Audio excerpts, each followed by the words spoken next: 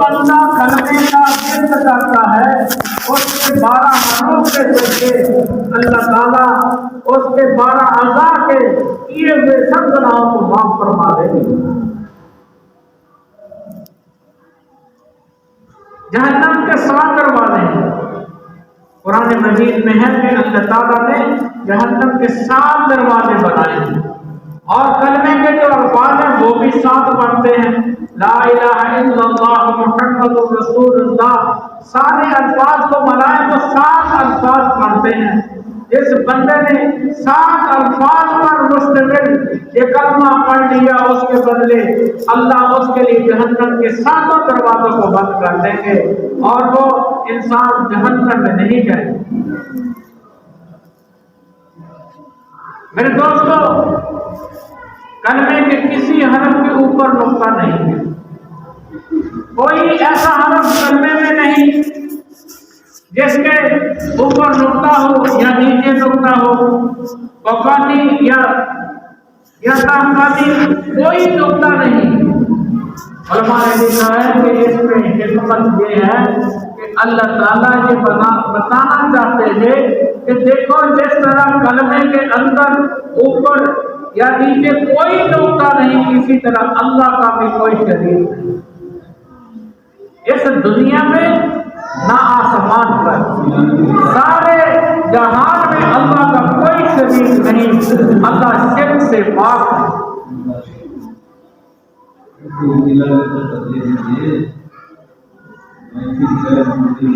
میرے دوستو، یہ کلمہ اتنی بڑی عبادت ہے کہ نبی صلی اللہ علیہ وسلم دعا کرتے تھے۔ ایک صاحب تھے جو بنو سلم کے سردار تھے، ان کا نام تھا دہیہ کلبی۔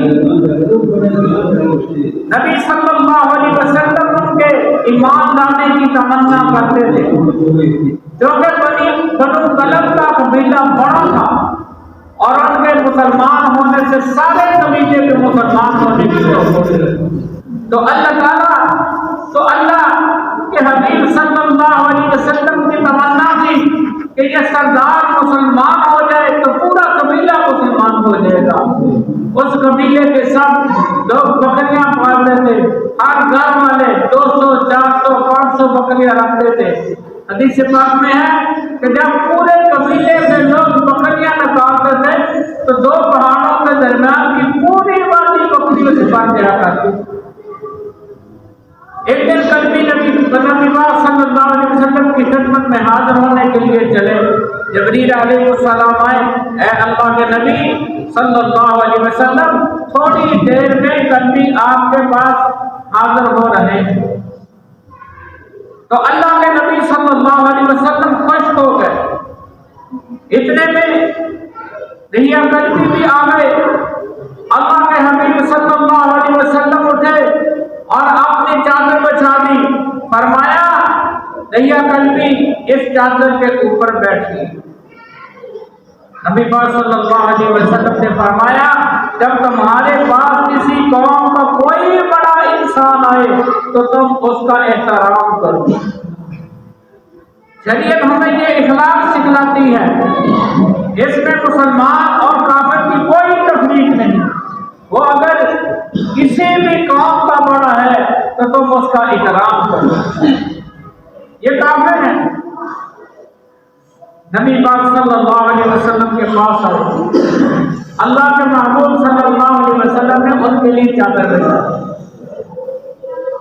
کلبی یہاں بیٹھو، مگر کلبی کا تو دل بدل چکا تھا۔ انہوں نے اس چادر کو اٹھایا اور اسے چوم کر اپنی آنکھوں سے لگایا۔ اے اللہ کے حبیب صلی اللہ علیہ وسلم، میں اس چادر کے اوپر نہیں بیٹھوں گا، میں تو بس غلام بن کر حاضر ہوا اور مجھے تو آپ کلمہ پڑھا کر مسلمان بنا دیجیے۔ نبی صلی اللہ علیہ وسلم ان کو کلمہ پڑھایا تو کلبی کی آنکھوں سے آنسو جاری ہو گئے۔ نبی صلی اللہ علیہ وسلم نے پوچھا، کلبی آپ رو کیوں رہے ہیں؟ اے اللہ کے حبیب صلی اللہ علیہ وسلم میری عمر 60 سال ہو گئی اور میں نے ان 60 سالوں میں بہت گناہ کیے ہیں، بہت ظلم کیے ہیں، بہت ستم ڈھائے ہیں، بہت ناانصافیاں کی ہیں، میرے گناہ بہت بڑے ہیں۔ اب میں پوچھنا چاہتا ہوں کیا میرے گناہ معاف ہو جائیں گے؟ اللہ کے نبی صلی اللہ علیہ وسلم نے فرمایا ذرا مجھے بتاؤ کہ تم نے ان 60 سالوں میں کیا گناہ کیے ہیں؟ دیا کرمی نے کہا کہ 60 سال کے گناہ تو اپنی جگہ ہیں، ان کے علاوہ ایک اور بہت بڑا گناہ یہ ہے کہ میں اپنے قبیلے کا سردار تھا تو مجھے گھر میں بیٹی کا پیدا ہونا اچھا نہیں لگتا تھا، میں نے اپنے ہاتھوں سے اپنے قبیلے کی 70 معصوم بچیوں کو زندہ دفن کر دیا۔ 70 زندہ بچیوں کو دفن کرنے کا گناہ بھی ہے اور باقی گناہ اس کے علاوہ ہیں۔ اب صحابہ اکرام یہ سن کر حیران ہو گئے، اتنے بڑے گناہ۔ اب دیکھیں نبی پاک صلی اللہ علیہ وسلم کیا جواب دیتے ہیں۔ نبی پاک صلی اللہ علیہ وسلم نے جواب میں فرمایا ابھی اللہ رب العزت نے پیغام بھیجا ہے، الاسلام یہدم ما کان قبلہ، کلمہ پہلے سب کچھ کو مٹا دیتا ہے۔ جو بندہ کلمہ پڑھ لیتا ہے اس کی زندگی کے پہلے جتنے بھی گناہ ہوتے ہیں اللہ جل جلالہ سب گناہوں کو معاف فرما دیتے ہیں۔ اس لیے اس کلمہ پڑھنے کو چھوٹا عمل نہ میرے دوستوں سمجھے، یہ بہت بڑا عمل ہے اور اس پر ہم اللہ کے حضور شکر ادا کریں کہ اللہ جل جلالہ نے ہمیں زندگی میں کلمہ پڑھنے کی توفیق عطا فرمائی۔ ہمارے پاس سب سے بڑی اور اصل قیمتی متاع یہی ہے، اس سے بڑی قیمتی چیز اور کوئی نہیں۔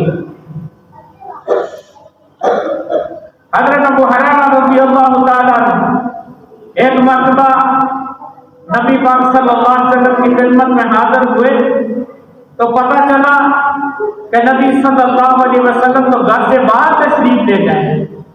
بڑے حیران ہوئے کہ مسجد میں بھی نہیں، گھر میں بھی نہیں، تو کہاں تشریف لے گئے؟ تو حضرت ابو ہریرہ رضی اللہ تعالیٰ عنہ آپ صلی اللہ علیہ وسلم کو ڈھونڈنے کے لیے نکلے۔ کسی نے بتایا کہ نبی صلی اللہ علیہ وسلم تو بنو نجار کے باغ کے اندر تشریف فرما ہے۔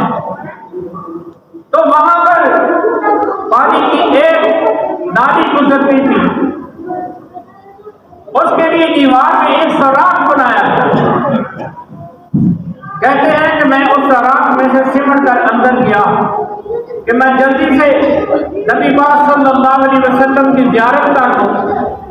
جب اللہ کے حبیب صلی اللہ علیہ وسلم کی خدمت میں پہنچا تو نبی پاک صلی اللہ علیہ وسلم نے فرمایا ابو ہریرہ میرے پاس جبریل علیہ السلام تشریف لائے تھے اور انہوں نے آ کر بتایا کہ جو بندہ بھی کلمہ پڑھ لے گا اللہ رب العزت کے ذمہ ہو جاتا ہے کہ اللہ تعالیٰ اس کو جنت عطا فرمائیں گے۔ حضرت ابو ہریرہ رضی اللہ تعالیٰ نے پوچھا اے اللہ کے حبیب کیا یہ بات میں اور لوگوں کو بھی بتا سکتا ہوں؟ فرمایا ہاں بتا سکتے ہو۔ اے اللہ کے حبیب میں اگر جا کر ان کو بتاؤں گا تو لوگ میری بات تو نہیں مانیں گے، تو مجھے اس کے لیے کوئی ثبوت دے دیجیے۔ تو نبی پاک صلی اللہ علیہ وسلم نے اپنے دونوں نالین مبارک دے دیے، فرمایا یہ میرے جوتے لے جاؤ اور دکھاؤ کہ میری طرف سے ثبوت ہے، جو کلمہ لا الہ الا اللہ محمد رسول اللہ پڑھے اللہ اس کے بدلے اسے جنت عطا فرمائے۔ ابو ہریرہ رضی اللہ تعالیٰ عنہ کہتے ہیں کہ میں نے وہ جوتے لے لیے اور میں بڑا خوش کہ میں جا کر لوگوں کو بتاؤں کہ اس کلمے کے پڑھنے پر اللہ نے جنت کا وعدہ فرمایا. کہتے ہیں کہ میں باہر نکلا. آگے حضرت عمر رضی اللہ تعالیٰ عنہ بھی نبی پاک صلی اللہ علیہ وسلم کو بیان کرتے آ رہے تھے. میں نے انہیں کہا کہ ایک نیا پیغام آیا ہے. پوچھا کون سا؟ کہ جو بھی لا الہ الا اللہ محمد رسول اللہ پڑھے گا اللہ تعالیٰ اس کو جنت عطا فرمائیں گے. میرے دوستوں وہ بھی عمر بن خطاب تھے. انہوں نے دونوں ہاتھوں سے ان کے سینے پر اتنے زور سے دھکا دیا کہ حضرت ابو ہریرہ رضی اللہ تعالیٰ عنہ پیچھے جا گئے. جب پیچھے گرے تو کہنے لگے اچھا میں نبی پاک صلی اللہ علیہ وسلم کے خدمت میں بتانے کے لیے جاتا ہوں. ابو ہریرہ رضی اللہ تعالیٰ عنہ نبی پاک صلی اللہ علیہ وسلم کی خدمت میں پیش ہوئے اور پیچھے حضرت عمر رضی اللہ تعالیٰ عنہ بھی آ گئے. تو ابو ہریرہ رضی اللہ تعالیٰ عنہ نے بتایا کہ اے اللہ کے حبیب صلی اللہ علیہ وسلم، آپ صلی اللہ علیہ وسلم نے جو مجھے پیغام دے کر بھیجا تھا میں نے عمر رضی اللہ تعالیٰ عنہ کو سنایا تو انہوں نے میرے ساتھ ہاتھ پر ایسے دو ہاتھ مارے کہ میں پیچھے جا گرا. اللہ کے نبی صلی اللہ علیہ وسلم نے فرمایا عمر کیا تم نے ایسے کیا تھا؟ حضرت عمر رضی اللہ تعالیٰ عنہ فرمانے لگے کہ اللہ کے حبیب میں نے ایسا کیا تھا. عمر رضی اللہ تعالیٰ عنہ ایسے کیوں کیا تھا؟ تو عمر رضی اللہ تعالیٰ عنہ نے جواب دیا اے اللہ کے حبیب مجھے یہ ڈر ہوا کہ اگر یہ بات لوگوں کو بتا دی جائے گی تو لوگ اسی پر بھروسہ کر کے بیٹھ جائیں گے، پھر عمل کوئی نہیں کرے گا. ہر بندہ کہے گا لا الہ الا اللہ محمد رسول اللہ، پڑھ لیا ہے جنت مل جائے گی. آپ لوگوں کو عمل کرنے دیجیے. تو اللہ کے نبی صلی اللہ علیہ وسلم نے فرمایا بہت اچھی بات ہے لوگوں کو عمل کرنے دو، لیکن پیغام تو یہی تھا کہ جس نے لا الہ الا اللہ محمد رسول اللہ پڑھا اللہ اس کلمے کے بدلے اس کو ضرور جنت عطا فرمائیں. میرے دوستو اب یہاں پر ایک سوال پیدا ہوتا ہے کہ نبی صلی اللہ علیہ وسلم نے خود کیوں نہیں بنا کر دیا؟ خود تو بتا دیا اور جب عمر رضی اللہ تعالیٰ عنہ نے فرمایا تو پھر فرمایا کہ ٹھیک ہے لوگوں کو عمل کرنے دو. علماء کرام نے اس کا جواب لکھا ہے کہ نبی پاک صلی اللہ علیہ وسلم کی نگاہ مبارک اس وقت اللہ تعالیٰ کی رحمت پر تھی. نبی صلی اللہ علیہ وسلم نے فرمایا جاؤ اللہ کی رحمت کو پیش نظر رکھتے ہوئے یہ پیغام دو جو کلمہ پڑھے گا اللہ اس کے بدلے اس کو جنت عطا فرمائے. حضرت عمر رضی اللہ تعالیٰ عنہ کی نظر اسباب پر تھی، لوگوں کے اعمال پر تھی. وہ سمجھ گئے اگر لوگوں کو پتہ چل گیا تو عمل کوئی بھی نہیں کرے گا، اس لیے لوگوں کو یہ بات بتانی ہی نہیں چاہیے اور اس کو عمل کرنے دینا چاہیے. حضرت مجدد الثانی رحمۃ اللہ علیہ فرماتے ہیں من قبیلہ بلا علت ہی، جو قبول ہوا وہ بغیر علت کے قبول ہوا. فرماتے ہیں فقیر کو محسوس ہوا کہ اگر سارے عالم کو صرف ایک مرتبہ کلمہ پڑھنے پر بخش دیا جائے اس کی بھی گنجائش موجود ہے. اگر سارے عالم کو ایک مرتبہ کلمہ پڑھنے پر اللہ تعالیٰ معاف کر دے تو اس کی بھی گنجائش موجود ہے. ایک مرتبہ کلمہ پڑھنے پر اللہ تعالیٰ ساری مخلوق کے گناہوں کو بھی معاف فرما سکتے ہیں. پھر فرماتے ہیں کاش ساری دنیا کی نسبت اس کے ساتھ ایسے ہوتی جو قطرے تو سمندر کے ساتھ ہے۔ میرے دوستو کہتے ہیں کہ اب تو میرا دل چاہتا ہے ایک کونے میں بیٹھ کر اس کلمے کو پڑھنے کی لذت ہی لیتا ہے۔ دل میں سوال پیدا ہوتا ہے کہ کیا کلمہ پڑھنے پر اللہ کی کتنی رحمتیں ہیں کہ ایک مرتبہ کلمہ پڑھنے پر ساری خدائی کے گناہوں کو اللہ معاف کر سکتے ہیں۔ علماء نے لکھا ہے کہ یہ کلمہ بہت بڑی بات ہے کہ ایک بندہ اللہ کی وحدانیت کا اقرار کرتا ہے، اب اللہ تعالیٰ اس کو جو چاہے عطا فرمائے اور اس کی جس غلطی کو چاہے معاف فرما دے۔ حضرت یوسف علیہ السلام کے زمانے میں شہد پڑا تو یوسف علیہ السلام نے ایک اصول بنا دیا کہ گھر کے جتنے لوگ ہوں گے ہم اتنی بوریاں گندم لوگوں کو دیں گے اور اس کی اتنی قیمت ہوگی، اور لوگوں کو متعین کر دیا کہ بھائی سارے دن میں جو لوگ آتے رہے ان کے گھر کے بندے پوچھ کر اتنی بوریاں گندم دے کر فارغ کر دیا جائے۔ ایک دن ایک لڑکا آیا جو اٹھتا نوجوان تھا، یعنی 15-16 سال اس کی عمر تھی۔ اس نے آ کر کہا کہ جی مجھے گندم چاہیے۔ پوچھا کہ گھر کے افراد کتنے ہیں؟ جی گھر کے اتنے افراد ہیں، یعنی اس نے کوئی 5-7 بندوں کا شمار کیا۔ جب 5-7 بندوں کا شمار کیا تو انہوں نے کہا بھائی اتنی قیمت دے دو، ہم آپ کو اتنی بوری گندم دے دیتے ہیں۔ اتنی بوری گندم اس کو مل گئی تو وہ لڑکا کہنے لگا کہ مجھے تو اور گندم چاہیے۔ انہوں نے کہا بھائی ہم تو ایک اصول کے مطابق گندم دیتے ہیں، اگر آپ کو خصوصی رائے چاہیے تو یوسف علیہ السلام وہاں موجود ہیں، ان کے پاس جاؤ